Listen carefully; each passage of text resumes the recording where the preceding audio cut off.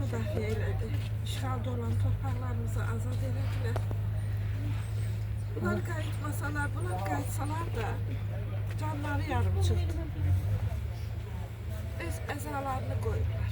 Vətən yolunda, torpaqlarımız uğrunda. Bizim bunlar qeyrətli oğullarımızdır. Siz belə oğulları heç vaxt unutmayın. Çünki onları öz balalarını düşünmədən, tək qalan anasını düşünmədən, bacılarını düşünmədən vətən deyib döyüşə atılıblar.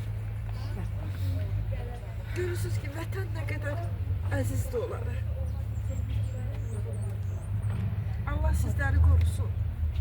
Allah siz balaları xoşbəxt eləsin.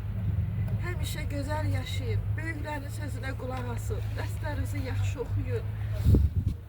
Siz gələcək nəsillərsiniz. Rəşad, mənim oğlum uşaqları çox sevərdi. Həmişə uşaqlar heyətdə oynayanda da görürdü, cırıq topla oynayırlar, cibindən çıxartıb verirdi ki, gedin təzəsin alın oynayın. Ona görə də Rəşadın, bizim küçə Rəşadın adınadır. Onun adına park saldılar. İndi uşaqlar orada yerləncəklərdə, firarlar, xoşbəxt yaşayırlar. Onların sayəsində. Allah sizləri xoşbəxt eləsin. Müəllimlərə də can sağlığı versin ki, sizlərə bu qəhrəmanları tanıdırlar. Əlbəttə ki, bizim də borcumuzdur, uşaqlar tanımalıdır. Sizə bir söz də deyim. Bəli, buyurun. Çox danışmayacağım. Bəli, buyurun.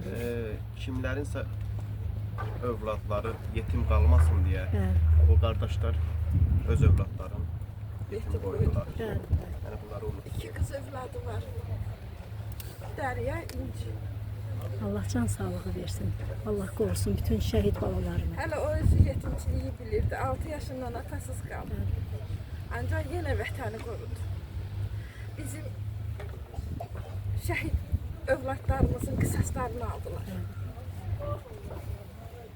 Allah sizləri qorusun. Əllərinizdən öpürük. Çox sağ olun. Təşəkkür edirəm. Sağ olun, var olun ki, nə yaxşı ki varsınız. Allah bütün şəhidlərimizə rəhmət eylesin. Biz onlara borcluyuq. Biz onların sayəsində bax indi sakit, dinc yaşayırıq. Var olasınız. Allah razı olsun hər birinizdən. Çox sağ olun.